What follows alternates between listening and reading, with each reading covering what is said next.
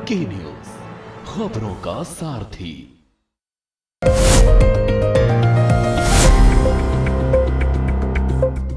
नमस्कार, हमारे खास कार्यक्रम स्पेशल रिपोर्ट में आपका स्वागत है। मैं हूं मनोज मानस और आज हम पेश करने जा रहे हैं कुछ खास और अहम खबरें। और सबसे पहले हम बात करेंगे राजनीति में महिलाओं की भागीदारी और उनकी दशा दिशा की वास्तविकता पर आपको रिपोर्ट दिखाएंगे।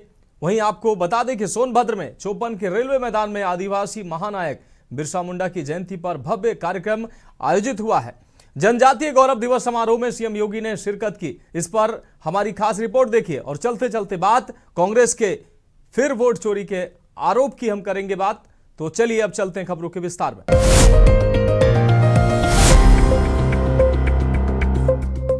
तो स्पेशल रिपोर्ट में पहली हम रिपोर्ट का रुख कर लेंगे। महिलाएं आज वोट जरूर देती हैं, लेकिन उन्हें सुना नहीं जाता। उनकी मौजूदगी दिखती है पर उनकी आवाज नहीं। राजनीतिक घोषणा पत्र जब तक उन्हें केवल प्राप्तकर्ता के रूप में देखते रहेंगे, तब तक उनका सशक्तिकरण अधूरा रहेगा। 1990 के बाद बिहार में महिलाओं के लिए बनी योजनाएं और घोषणाएं कितना असर डाल पाई हैं। लालू राज की पीरियड लीव से लेकर नीतीश सरकार की साइकिल योजना तक, क्या सचमुच महिलाओं को वह प्रतिनिधित्व मिला जिसका वादा राजनीति करती रही है? ये खास रिपोर्ट। राजनीति में महिलाओं की स्थिति। लोकसभा और राज्य विधानसभाओं में महिलाओं का प्रतिनिधित्व पुरुषों की तुलना में बहुत कम है। अधिकांश राज्यों की विधानसभाओं में महिला विधायकों का प्रतिनिधित्व औसतन लगभग 9% है। वैश्विक स्तर पर भी निचले सदन में महिलाओं के प्रतिनिधित्व के मामले में भारत की रैंकिंग कई अन्य देशों से पीछे है। उच्च पदों जैसे कैबिनेट मंत्री के पदों पर भी महिलाओं की संख्या और अनुपात अक्सर कम होता है। महिलाएं जीत के बाद जश्न मनाने तक सीमित। जब भी चुनाव का मौसम आता है तो गांव की चौपालों से लेकर शहर के नुक्कड़ों तक एक ही गूंज सुनाई देती है, किसको वोट दोगे? इस सवाल का जवाब देने वालों में से एक बड़ी संख्या महिलाओं की होती है। वो वोट देती हैं, घर परिवार के वोटों की दिशा तय करती है, पर जब बात उनके मुद्दों की आती है तो राजनीति अक्सर चुप हो जाती है। कई जगहों पर महिला नेताओं को उनके पुरुषों रिश्तेदारों के डमी के रूप में देखा जाता है, जो पर्दे के पीछे से असली शक्ति का इस्तेमाल करते हैं। ये विशेष रूप से स्थानीय निकायों में आरक्षण के बाद सामने आया है, जहां कई महिलाएं प्रतिनिधि केवल नाम की होती हैं और पुरुष सदस्य निर्णय लेते हैं। कुछ राजनीतिक दल महिलाओं का उपयोग केवल रैलियों में भीड़ जुटाने, सांस्कृतिक प्रदर्शनों या जीत के बाद जश्न मनाने तक सीमित रखते हैं, जबकि नीति निर्धारण और निर्णय लेने की प्रक्रिया में उनकी भूमिका सीमित रहती है। हालांकि महिलाएं अब केवल जश्न का हिस्सा नहीं है, बल्कि वो सशक्तिकरण, नीति निर्माण और नेतृत्व की वास्तविक हकदार है, जिसके लिए उन्हें सामाजिक, सांस्कृतिक और राजनीतिक स्तर पर समान अवसर प्रदान करने की आवश्यकता है। नीतीश योग योजनाएं अनेक मंथन का। बिहार में नीतीश कुमार के शासनकाल में महिलाओं को लेकर योजनाओं की भरमार रही। लड़कियों को साइकिल योजना, पोशाक योजना, स्वयं सहायता समूहों के माध्यम से आर्थिक आत्मनिर्भरता की कोशिश, नशाबंदी जैसे फैसले महिलाओं के जीवन को केंद्र में रखकर लिए गए। मुख्यमंत्री कन्या उत्थान योजना हो या जल जीवन हरियाली अभियान, महिलाओं की भागीदारी इस दौर में ऐसे लगा जैसे महिलाओं को मुख्यधारा में लाने का सब कुछ प्रयास हो रहा है। एक तरफ सरकारी आंकड़े बताते हैं कि लाखों महिलाएं लाभान्वित हो रही, तो दूसरी ओर जमीनी हकीकत बताती है कि कई बार लाभ वही महिलाएं वही उठा पाती हैं जो पहले से ही सामाजिक रूप से बेहतर स्थिति में है। ग्रामीण इलाकों में रहने वाली गरीब, दलित और आदिवासी महिलाएं योजनाएं की जटिल प्रक्रिया, दस्तावेजी आवश्यकताओं और बिचौलियों की वजह से अक्सर वंचित रह जाती है। यह विरोधाभास बताता है कि योजना और जमीनी सामाजिक ढांचे के बीच गहरी खाई है, जिसे राजनीतिक घोषणा पत्र शायद जानबूझकर नजरअंदाज करते हैं। 2020 के बिहार विधानसभा चुनाव को ही ले, मुख्य दलों के घोषणा पत्रों में महिलाओं के लिए योजनाएं तो थी, पर यह कहीं नहीं लिखा गया कि पंचायतों में आरक्षण पाने के बाद अब उन्हें नेतृत्व के अगले स्तर तक कैसे पहुंचाया जाएगा। महिलाओं के खिलाफ हिंसा, भूमि अधिकार, शिक्षा में ड्रॉप आउट दर जैसे बुनियादी मुद्दे चुनावी विचार विमर्श से बाहर रहे।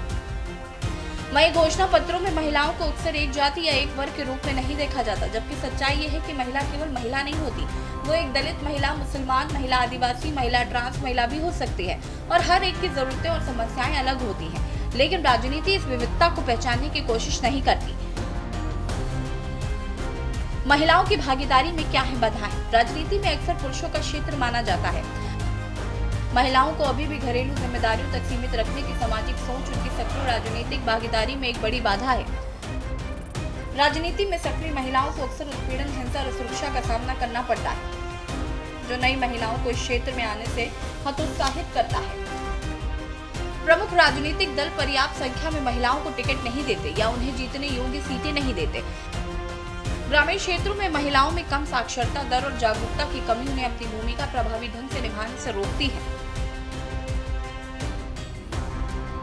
वहीं सरकारी आंकड़ों की बात करें तो पिछले कुछ दशकों में महिलाओं का मतदान प्रतिशत लगातार बढ़ा है, जो उनकी बढ़ती राजनीतिक जागरूकता और भागीदारी को दर्शाता है। 73वें और 74वें संविधान संशोधन के माध्यम से पंचायती राज संस्थाओं और नगर निकायों में महिलाओं के लिए 1/3 सीटों का आरक्षण किया गया। इससे जमीनी स्तर पर हजारों महिलाओं को निर्णय लेने की प्रक्रिया में शामिल किया, जिससे उनके आत्मविश्वास और राजनीतिक कौशल का विकास हुआ है। आपको बता दें कि जब महिलाएं राजनीति में आती हैं तो वो अक्सर सामाजिक न्याय, महिला कल्याण, शिक्षा, स्वास्थ्य और घरेलू हिंसा जैसे मुद्दों को प्राथमिकता देती हैं, जिससे नीतियों में बदलाव आता है। हाल ही में पारित महिला आरक्षण विधेयक अधिनियम का उद्देश्य लोकसभा और राज्य विधानसभाओं में महिलाओं के लिए 33% सीटें आरक्षित करना है, जो महिलाओं की राजनीतिक भागीदारी को एक नई दिशा देगा। क्या है नारी शक्ति वंदन अधिनियम? नारी शक्ति वंदन अधिनियम एक ऐतिहासिक कानून है जिसे भारत की संसद ने सितंबर 2023 में पारित किया और ये संविधान का 106वां संशोधन बना। यह अधिनियम भारतीय राजनीति में महिलाओं की भागीदारी और सशक्तिकरण की दिशा में एक बहुत बड़ा कदम माना गया। मुख्य उद्देश्य महिलाओं को 33% आरक्षण प्रदान करना है। इसे सामान्यतः महिला आरक्षण विधेयक के नाम से भी जाना जाता है। आरक्षण SC/ST के लिए आधारित आरक्षित सीटों के भीतर भी लागू करने का प्रावधान। SC/ST आरक्षित सीटों में भी 1/3 सीटें पर SC/ST महिलाओं के लिए आरक्षण की व्यवस्था। यह आरक्षण राज्यसभा और राज्य विधान परिषदों पर लागू नहीं। भारतीय राजनीति में महिलाओं की स्थिति विरोधाभासी है। एक और संविधान उन्हें सम्मान, स्वीकार, अधिकार देता है और जमीनी स्तर पर वो आरक्षण के माध्यम से सशक्त हो रही। दूसरी ओर राष्ट्रीय राजनीति में उनका प्रतिनिधित्व चिंताजनक रूप से कम है और उन्हें अक्सर पितृसत्तात्मक बाधाओं का सामना करना पड़ता है, जो उन्हें केवल गुलाल उड़ाने तक सीमित रखने की धारणा को बल देता है। स्पेशल डेस्क के न्यूज एरिया। तो स्पेशल रिपोर्ट में अब बात करेंगे अगली अहम रिपोर्ट की। मुख्यमंत्री योगी आदित्यनाथ शनिवार को सोनभद्र पहुंचे। सीएम योगी यहां चौपन के रेलवे मैदान में आदिवासी महानायक बिरसा मुंडा की जयंती पर आयोजित जनजातीय गौरव दिवस समारोह में मुख्य अतिथि के रूप में शामिल हुए। इस दौरान सीएम ने 548 करोड़ की 432 योजनाओं का लोकार्पण और शिलान्यास किया। इस खास रिपोर्ट में देखिए। भगवान बिरसा मुंडा की 150वीं जयंती पर आयोजित जनजातीय गौरव दिवस समारोह में सीएम योगी मुख्य अतिथि रहे। कार्यक्रम में अरुणाचल प्रदेश और सोनभद्र के कलाकारों ने करमा नृत्य प्रस्तुत कर लोगों का मन मोह लिया। बता दें कि मंच पर आदिवासी परंपराओं, संस्कृति और गौरव को विशेष रूप से प्रदर्शित किया गया, इससे समारोह का आकर्षण और बढ़ गया। और भाइयों, आदरणीय प्रधानमंत्री जी ने पीएम जनमन योजना के अंतर्गत धरती आबा जनजातीय ग्राम उत्कर्ष अभियान प्रारंभ किया है और इस अभियान के अंतर्गत मुझे बताते हुए प्रसन्नता है कि इस अभियान के अंतर्गत उत्तर प्रदेश के 517 गांवों में जो जनजातीय बाहुल्य गांव हैं, उन गांवों में बुनियादी सुविधाओं के साथ साथ उनके समग्र विकास के लिए डबल इंजन की सरकार कार्य कर रही है। सीएम योगी ने रेलवे ग्राउंड में आदिवासी स्वतंत्रता सेनानियों के परिजनों को सम्मानित किया। इस दौरान उन्होंने कहा कि सरकार आदिवासी समुदाय की समृद्धि, संस्कृति और इतिहास को सुरक्षित रखने के लिए निरंतर प्रयासरत है। कार्यक्रम में जिले की विकास और पर्यटन पुस्तिका का भी विमोचन किया गया और आगे की विकास योजनाओं पर विस्तार से जानकारी दी गई। धरती आबा बिरसा मुंडा जी की जन्म जयंती के 150 वर्ष पूर्ण होने के उपलक्ष्य में मैं आप सभी राष्ट्रभक्तों को हृदय से बधाई देता हूं। आप सबके प्रति मंगलमय शुभकामनाएं भी व्यक्त करता हूं। ये मेरा सौभाग्य है कि जब मैं आज यहां पर जनजातीय गौरव दिवस के कार्यक्रम में यहां पर उपस्थित हुआ हूं, इससे लगा हुआ जो राज्य है वह बिहार है और कल बिहार की जनता जनार्दन ने जो फैसला किया है प्रधानमंत्री मोदी जी के मार्गदर्शन और नेतृत्व में डबल इंजन की एनडीए सरकार विकास, सुरक्षा और सुशासन के लिए कैसे कार्य करती है और कैसे कार्य करना चाहिए, बिहार की जनता जनार्दन की द्वारा लोकतंत्र की प्रक्रिया में भाग लेकर के कल जो जनादेश दिया गया है, इसके लिए मैं बिहार की जनता जनार्दन का भी हृदय से अभिनंदन करता हूं। सीएम योगी ने कहा कि सोनभद्र से सटे बिहार की जनता जनार्दन ने जो फैसला दिया है वे बताता है कि पीएम मोदी के नेतृत्व में डबल इंजन की सरकार विकास सुशासन के लिए कैसे काम कर रही है। यूपी बिहार साझी संस्कृति के पर्याय हैं। जिस तरह श्री राम और माता जानकी का संबंध अटूट है, उतना ही अटूट संबंध यूपी बिहार का भी है। कहा कि धरती आबा बिरसा मुंडा के प्रति भी हमारी उतनी अटूट श्रद्धा है। बिरसा मुंडा ने अपवा देश अपवा राज का नारा दिया था, वे आज भी हमारा प्रेरणा स्रोत है। ढेर सारे कार्यक्रम आज यहां पर उपलब्ध करवाए जा रहे हैं जो इन समुदाय को सदैव अपने पूर्वजों की तरह समाज की मुख्य धारा के साथ जोड़ते हुए जो संदेश धरती आबा बिरसा मुंडा का है, बिरसा मुंडा जी ने जो आदेश, जो निर्देश दिया है, जो संदेश दिया है कि अपना देश अपना राज, यानी नेशन फर्स्ट, राष्ट्र प्रथम का यह भाव और राष्ट्र प्रथम के उस भाव के साथ जोड़ने के लिए हम लोगों ने जब प्रदेश में हमारी सरकार आई तो हम लोगों ने एक और व्यवस्था की। सोनभद्र में वन औषधियों का भंडार है और इको टूरिज्म की दृष्टि से इसे विकसित करने के साथ ही यहां पे जनजातीय युवाओं को टूरिस्ट गाइड के रूप में प्रशिक्षण देने का कार्य और जनजातीय समाज के परंपरागत और अनुभवी वैद्यों, औषधि तथा जड़ी बूटी विशेषज्ञों को प्रोत्साहित कर यहां के स्थानीय उत्पाद को प्रचारित प्रसारित करने और वन औषधियों का संग्रह करने की स्वतंत्रता भी जनजातीय समुदाय को दिया, जो वे अतिरिक्त आमदनी इसके माध्यम से कर सकते। करोड़ों की परियोजनाओं का लोकार्पण शिलान्यास। मुख्यमंत्री ने कई महत्वपूर्ण परियोजनाओं का लोकार्पण किया, जिसमें 89.86 करोड़ की लागत से सोन नदी पर कोलिया घाट में बना पुल प्रमुख है। इसके अलावा 25.89 करोड़ से बलुई मीतापुर मार्ग का चौड़ीकरण, 13.68 करोड़ से पुरमौरा राजपुर रोड का सुंदरीकरण और पीएससी और पुलिस लाइन में बैरक हॉस्टल निर्माण जैसी परियोजनाएं भी शामिल रहीं। वहीं शिलान्यास के तहत 30.78 करोड़ से जिला ग्राम विकास संस्थान भवन, 24.59 करोड़ से समेकित विशेष माध्यमिक विद्यालय और 12.51 करोड़ से घुरावल कोरता शिवद्वार मार्ग के चौड़ीकरण जैसी परियोजनाएं शुरू की गयी। इसके साथ ही नव सृजित ओबरा तहसील के आवासीय भवन, जुगैल थाने के नए आवास और नए पालिका परिषद में कल्याण मंडपम का भी शिलान्यास किया गया। Special desk news India.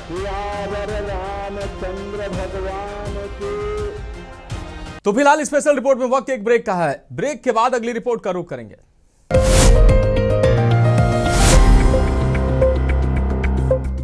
की न्यूज़, खबरों का सारथी।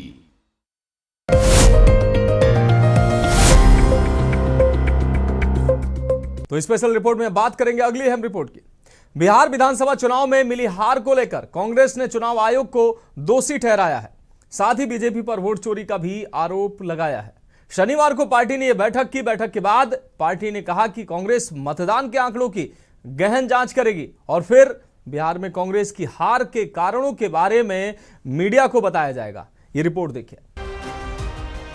बिहार चुनाव में करारी हार के बाद कांग्रेस ने दिल्ली में पहली बड़ी समीक्षा बैठक बुलाई। ये बैठक पार्टी अध्यक्ष मल्लिकार्जुन खड़गे के आवास पर हुई, जिसमें राहुल गांधी, केसी वेणुगोपाल और अजय माकन जैसे लोग मौजूद रहे।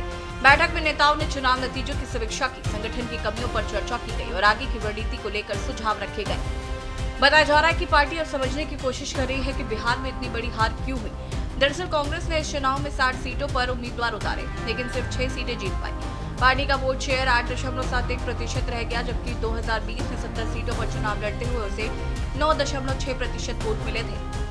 पिछले चुनाव में कांग्रेस ने 19 सीटें जीती थी, लेकिन इस बार प्रदर्शन काफी कमजोर रहा। कांग्रेस ने बिहार के जिन जिलों में वोटर जनाधिकार यात्रा की थी, वहां भी पार्टी को बुरी हार मिली। बता दें कि बिहार में कांग्रेस ने 61 सीटों पर चुनाव लड़ा था और केवल 6 पर ही जीत हासिल की है।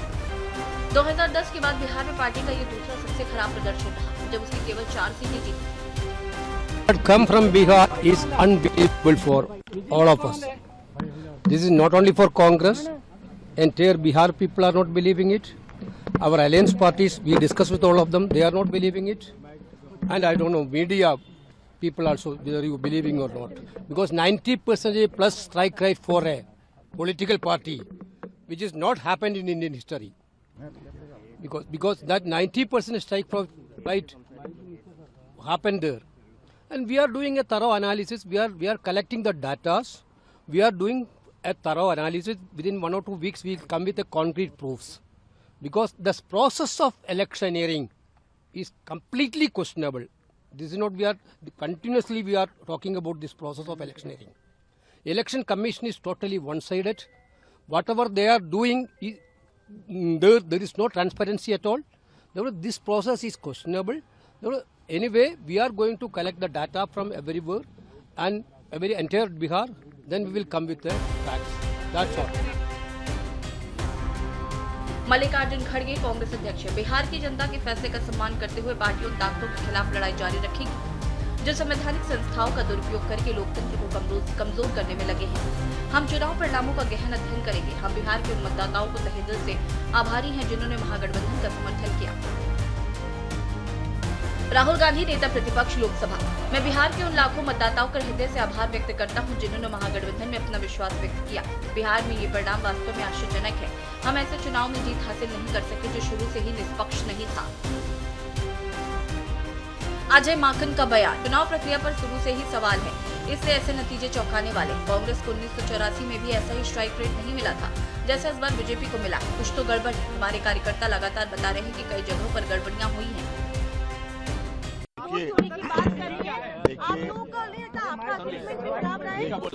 देखिए, पूरे के पूरे चुनाव प्रक्रिया पर शुरू से ही प्रश्न चिन्ह लग रहा है और जब चुनाव की प्रक्रिया में प्रश्न चिन्ह लग जाए तो रिजल्ट इस तरीके से अप्रत्याशित होंगे।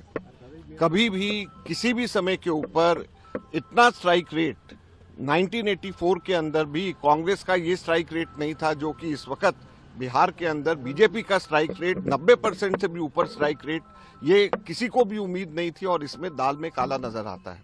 हम लोगों ने अलायंस पार्टनर्स से बात किया है और सिर्फ हमारा ही सोच नहीं, कांग्रेस पार्टी का ही नहीं, हमारे अलायंस पार्टनर्स सभी के सभी का ये मानना है कि ये अप्रत्याशित नतीजे हैं और उसको पूरी तरीके से गहन इसकी छानबीन होनी चाहिए, डेटा का एनालिसिस होना चाहिए और केवल हमारे अलायंस पार्टनर्स और कांग्रेस के ही नहीं बल्कि पूरे के पूरे बिहार के वर्कर्स के, पूरे लोगों के फोन आ रहे हैं और कह रहे हैं कि किसी को भी ये उम्मीद नहीं थी और कहीं ना कहीं पे गड़बड़ियां हुई हैं और उसकी छानबीन होनी चाहिए। हमारे लोग पूरे के पूरे डेटा को इकट्ठा कर रहे हैं। फॉर्म 17C को हम लोग देखेंगे। कांग्रेस और महागठबंधन की हार के बड़े कारण सीएम फेज से सीटों के बंटवारे तक महागठबंधन फंसता रहा। महागठबंधन की सीटें 50 तक भी नहीं पहुंची। इसकी बड़ी वजह आरजेडी और कांग्रेस का खराब प्रदर्शन। राहुल और तेजस्वी ने वोटर अधिकार यात्रा में महागठबंधन को एक दिखाने की कोशिश की, लेकिन तेजस्वी को सीएम फेज घोषित करने पर उनमें फूट पड़ गई। हालांकि बाद में कांग्रेस भी तेजस्वी को सीएम फेज बनाने पर तैयार हो गई, लेकिन तब तक मैसेज चला गया कि आरजेडी और कांग्रेस में मनमुटाव है। इसका असर प्रचार से लेकर टिकट बंटवारे तक दिखा। 9 सीटों पर एक दूसरे के सामने कैंडिडेट उतारे, सभी पर हारे। आपको बता दें कि चुनाव की शुरुआत में कांग्रेस और आरजेडी ने एफआईआर, वोट चोरी और नीतीश कुमार की सेहत को मुद्दा बनाया। वोट चोरी के मुद्दे पर वोटर अधिकार यात्रा निकाली। इसमें भीड़ तो जुटी लेकिन वोट में नहीं बदली। प्रचार की पूरी जिम्मेदारी तेजस्वी ने संभाली। वोटर अधिकार यात्रा के बाद राहुल गायब हो गए। तेजस्वी यादव ने नीतीश की अचेत मुख्यमंत्री बोलकर उनकी सेहत पर सवाल उठा दिए, उन्हें दिमागी तौर पर बीमार बताया। लेकिन नीतीश ने 25 दिन में 181 रैलियां करके इन बातों को झुठला दिया। हर दिन एवरेज 7 सभाएं की और 8 घंटे प्रचार किया। वादों की बात करें तो महागठबंधन ने एनडीए की स्कीम से ज्यादा मदद का वादा किया। हर परिवार के एक सदस्य को नौकरी, माई बहन योजना में महिलाओं को एक मुश्त 30,000 रुपए, 500 रुपए में गैस सिलेंडर, 25 लाख रुपए तक का मुफ्त इलाज, भूमिहीन परिवारों को 3 से 5 दशमलव जमीन और 200 यूनिट मुफ्त बिजली का वादा किया। स्पेशल डेस्क की न्यूज एरिया। तो फिलहाल स्पेशल रिपोर्ट में आज के लिए मेरे साथ इतना ही। मुझे दीजिए इजाजत और आप देखते रहिए के न्यूज इंडिया।